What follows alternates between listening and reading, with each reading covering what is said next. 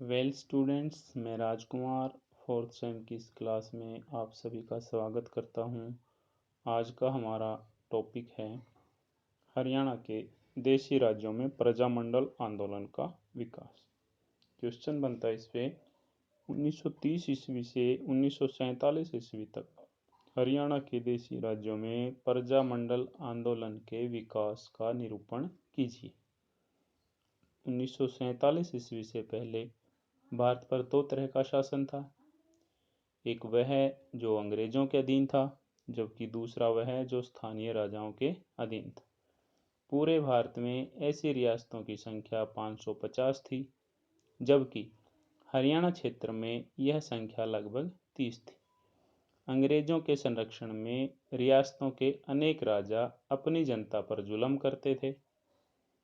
इन पर भारी लगान और अन्य कर लगाए जाते थे। बदले में कोई जनहित कार्य भी नहीं करते थे। इन रियासतों की जनता को किसी तरह के कोई अधिकार प्राप्त नहीं थे।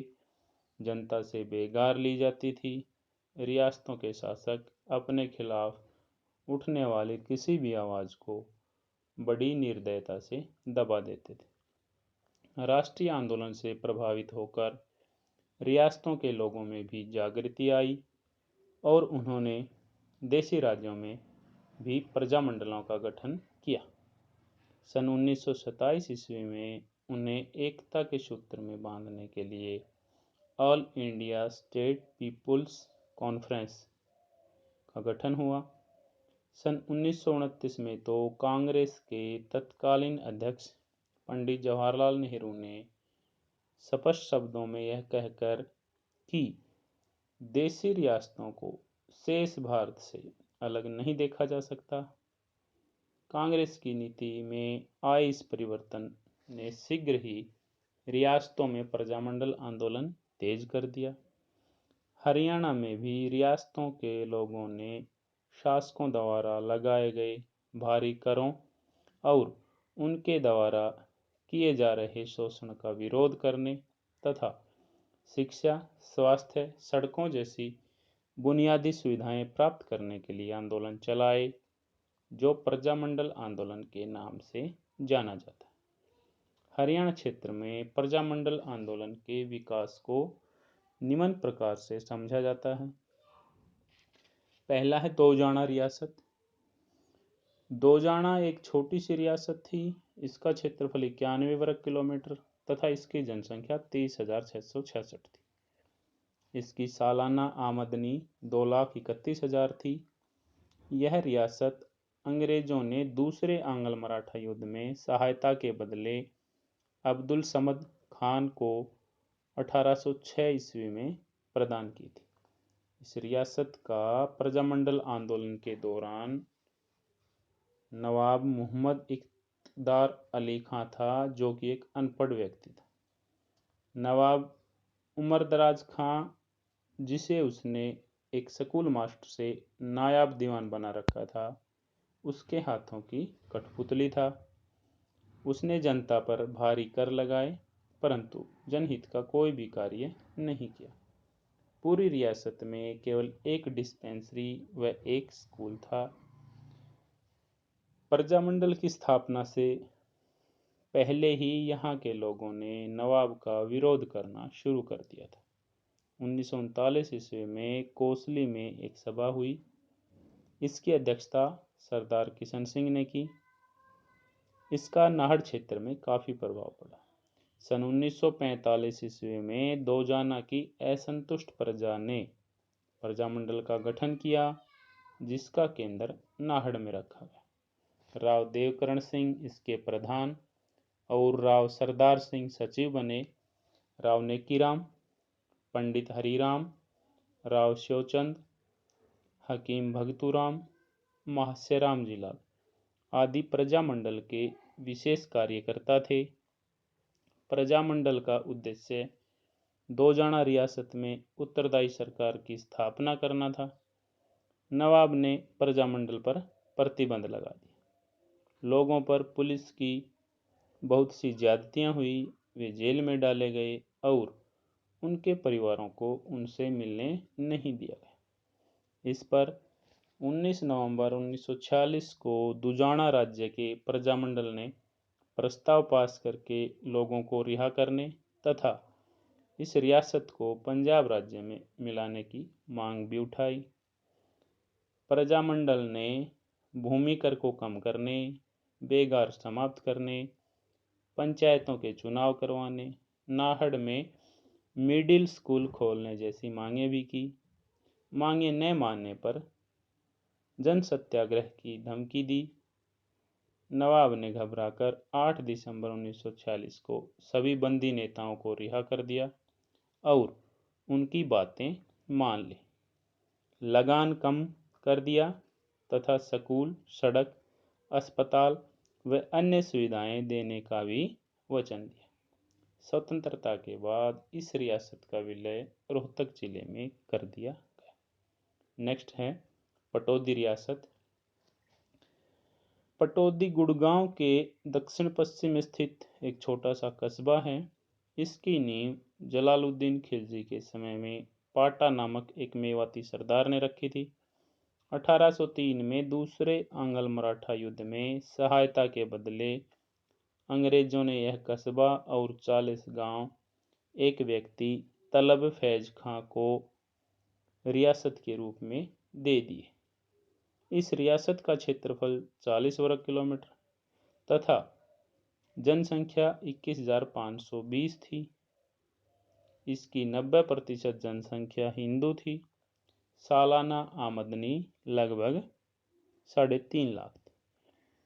प्रजामंडल आंदोलन के दौरान मोहम्मद इफ्तिकार अली खां, जो कि अंतर्राष्ट्रीय स्तर के क्रिकेटर भी थे और नवाब पटौदी के नाम से जाने जाते थे, इस रियासत के शासक थे।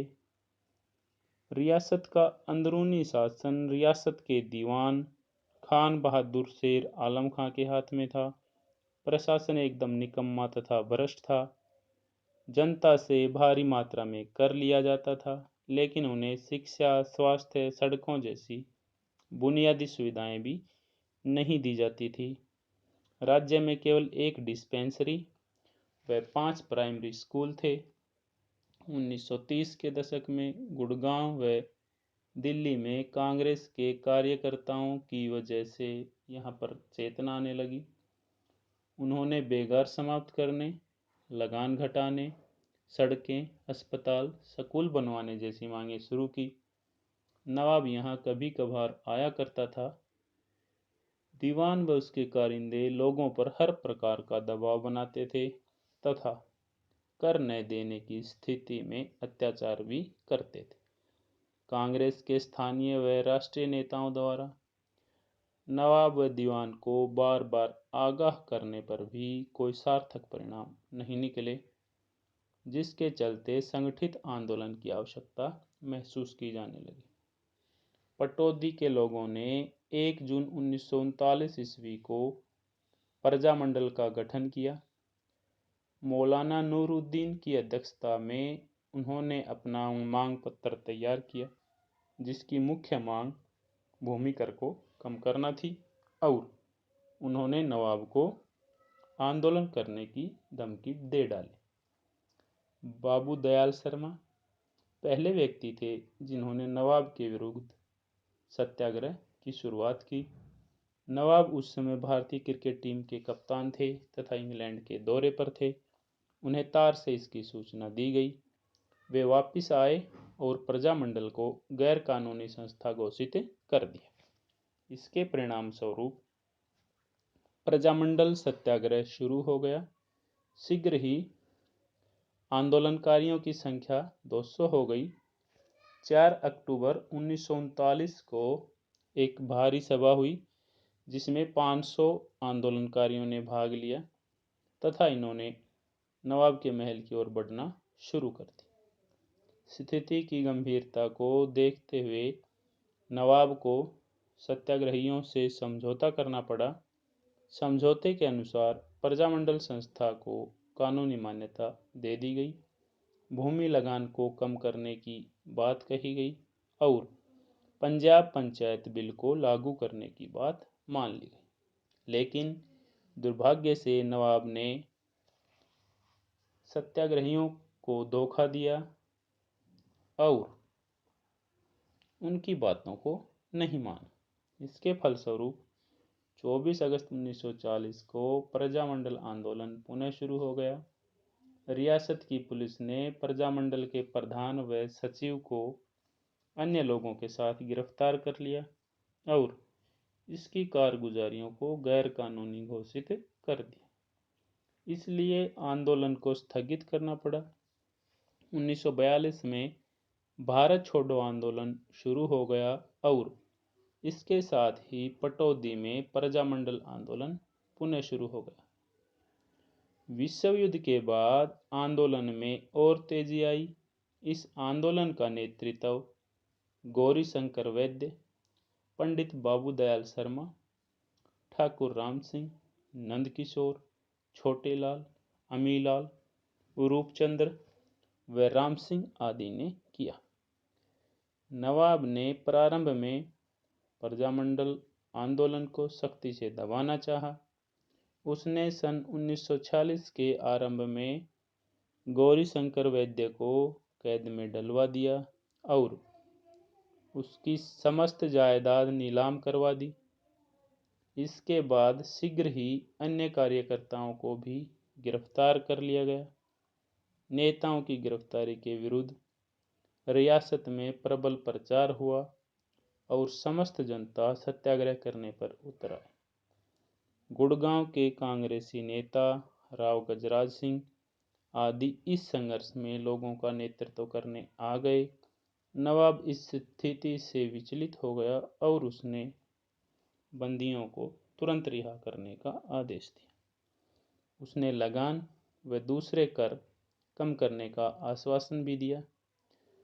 स्वतंत्रता के बाद रियासत का दूसरे जिले में विलय कर दिया गया। नेक्स्ट है लोहारू रियासत। अहमद बख्श खान को यह रियासत 1803 में प्राप्त हुई थी क्योंकि उसने भरतपुर के राजा के विरुद्ध अंग्रेजों की मदद की थी।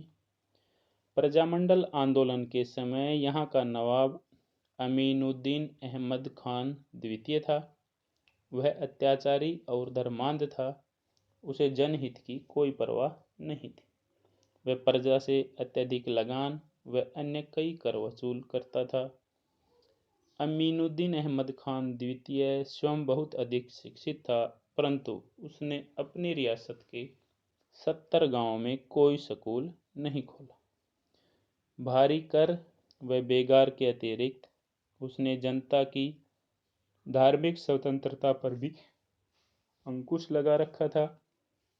नवाब के अत्याचारों के विरुद्ध आर्य समाज द्वारा धार्मिक स्वतंत्रता के लिए उठाई गई आवाज़ के साथ साथ राजनीतिक व आर्थिक मामले भी जुड़ते चले गए।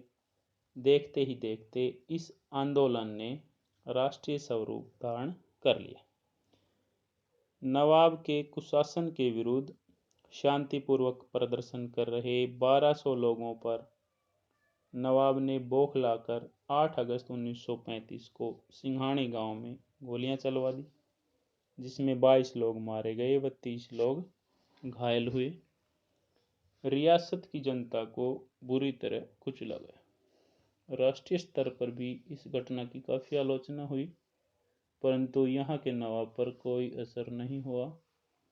जनता ने दमन के आगे झुकने की अपेक्षा आंदोलन को और तेज कर दिया।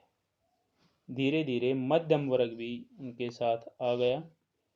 सूबेदार दिलसुख, ठाकुर भगवंत सिंह, चौधरी गंगा सहाय, चौधरी चंदगीराम आदि नेताओं ने बीकानेर में प्रजामंडल आंदोलन के प्रवर्तक स्वामी कर्मानंद व स्वामी सच्चिदानंद से मिलकर अक्टूबर 1945 में लोहारू में प्रजामंडल की स्थापना की। आंदोलन के नेताओं ने शुरू में उत्तरदायी सरकार की मांग की। नवाब द्वारा मांग पर ध्यान न देने पर रियासत को भारत में मिला दो का नारा देते हुए शक्तिशाली आंदोलन चलाया गया। आंदोलन में बड़ी संख्या में गांव से सत्याग्रहियों ने भाग लिया। सिंघानी गांव में एक सभा में 7,000 लोग एकत्र हुए। सभा में नवाब से शासन का अधिकार भारत सरकार को सौंपने को कहा गया। नवाब ने लोहारू प्रजामंडल के जनरल सेक्रेटरी कृष्णदत्त तथा अन्य मुख्य नेता भुजनराम को गिरफ्तार कर लिया। इसके विरोध में जनता द्वारा धरना दिया गया। नवयुवकों के आ जाने से आंदोलन ने काफी उग्र रूप धारण कर लिया। अंततः आंदोलन के आगे नवाब को झुकना ही पड़ा तथा उसने आंदोलनकारियों की सभी मांगों को स्वीकार कर लिया। स्वतंत्रता के बाद इस रियासत का हिसार जिले में विलय कर दिया गया। नेक्स्ट है जींद रियासत। आधुनिक दादरी और जींद जिला जींद रियासत का हिस्सा थे। जींद रियासत पर महाराजा रणबीर सिंह का शासन था। यह रियासत भी कुशासन से ग्रस्त थी। रियासत जींद में प्रजामंडल की नींव रखने वालों में श्री हंसराज रहबर, पंडित देवी दयाल, बनारसी दास गुप्ता, राजेंद्र कुमार जैन आदि प्रमुख थे। 1940 में दादरी के स्थान पर डॉक्टर सत्यपाल की अध्यक्षता वाली जनसभा से घबराकर राजा ने सभी कार्यकर्ताओं की गिरफ्तारी के आदेश दे दिए। इन गिरफ्तारियों ने जनता के गुस्से तथा जोश को पहले से भी ज्यादा बढ़ा दिया। राजा ने परिस्थितियां अपने विपरीत होती देख आंदोलनकारियों की अधिकतर मांगों को स्वीकार कर लिया। गिरफ्तार किए गए नेताओं को भी रिहा कर दिया गया, लेकिन समझौते पर काफी दिनों तक कोई अमल नहीं किया। विश्व युद्ध के पश्चात सुधार की मांगों को अनसुनी करने पर प्रजामंडल के प्रधान बनारसी दास गुप्ता ने आंदोलन चलाने की धमकी दी। बनारसी दास गुप्ता व अन्य कार्यकर्ताओं को जेल में डाल देने पर जनता ने आंदोलन चलाने की योजना बनाई, लेकिन इससे पहले ही उन्हें जेल से रिहा कर दिया गया। आंदोलनकारियों से प्रभावित होकर उस समय के नायब तहसीलदार हीरा सिंह चिनारिया ने अपने पद से त्यागपत्र दे दिया और वह भी आंदोलनकारियों के साथ जा मिला। प्रजामंडल के नेताओं ने रियासत के प्रधानमंत्री गंगाराम कोल के जुल्मों से निपटने के लिए हीरा सिंह चिनारिया के नेतृत्व में 16 सदस्यीय एक्शन कमेटी का गठन किया, जिसने 8 दिसंबर 1946 ईस्वी को सविनय अवज्ञा आंदोलन की तर्ज पर एक आंदोलन शुरू कर दिया। आंदोलन की तीव्रता व व्यापकता को देखकर राजा घबरा गया और उसने आंदोलनकारियों के कहे अनुसार गंगाराम कोल को प्रधानमंत्री पद से हटा दिया तथा प्रशासन चलाने के लिए एक नए मंत्रिमंडल का गठन किया, जिसमें 2 प्रजामंडल के सदस्य, 2 अकाली दल के व 1 मुस्लिम लीग का सदस्य शामिल किए गए।